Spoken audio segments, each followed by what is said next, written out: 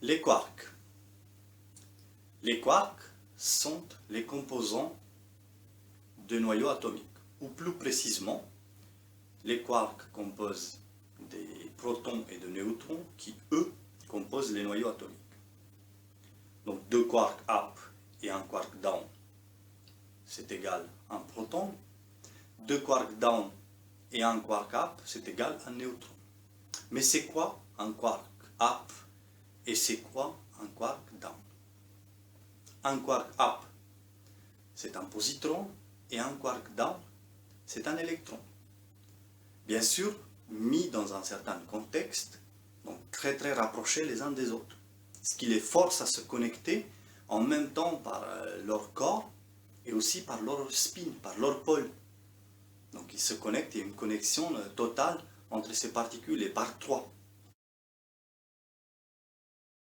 Si on les met par 2, soit ils vont s'annihiler, donc électrons, positrons, ils vont disparaître, ça se transforme en énergie, soit ils vont se repousser, on n'arrive pas à les approcher. Mais par 3, ils peuvent se connecter, donc ils peuvent faire des connexions harmonieuses, relativement harmonieuses, on peut le dire, entre eux. En même temps, les corps et les pôles de ces particules élémentaires, de ces électrons et positrons, vont se connecter. Et c'est ce qui va donner leur forme et leur propriété, c'est ce qui va donner la forme à ce qu'on appelle les gluons, c'est ces connexions très rapprochées qui fonctionnent que à ces distances. Que à ces distances de l'ordre de 10 puissance moins 15 mètres. C'est pour ça que ça fonctionne que à ces distances, c'est parce que les connexions se font en même temps par les pôles et par les corps, ce qui donne aussi la force de la force nucléaire, qui est beaucoup plus importante, de loin le plus important, comparativement à la force électromagnétique ou encore à la force gravitationnelle. Donc si on met des électrons et des positrons par 3 ensemble, on va former des quarks. Donc 2 électrons plus un positron, on va former un neutron. Et 2 positrons plus un électron, on va former un proton.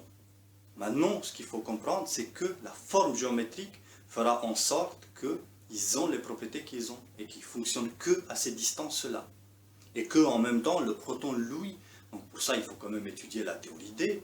Je ne peux pas vous donner tous les détails parce qu'il y a toute une question, c'est une question plus de géométrie qu'autre chose, c'est des quantités d'énergie et des échanges d'énergie. Donc il faut étudier quand même la théorie D. Mais en bref, si vous voulez le savoir, c'est tout simplement le fait que ces énergies soient orientées d'une façon ou d'une autre. Donc le proton, l'énergie est orientée plus vers l'extérieur, connexion plus par les corps, ce qui fait que il y a l'équivalent d'un électron ou d'un positron plutôt en énergie positive.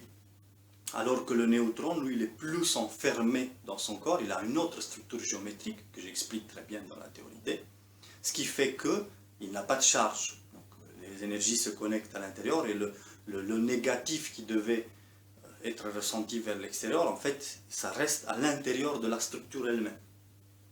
Ça reste à l'intérieur de la structure, c'est pourquoi on ne le ressent pas. Mais voilà, en bref, donc, si vous voulez savoir qu'est-ce que c'est, de quoi sont-ils composés les quarks, ce sont des électrons et des positrons mis dans un certain contexte à des distances très petites de l'ordre de 10 puissance moins 15, moins 16 mètres. Voilà pour les quarks.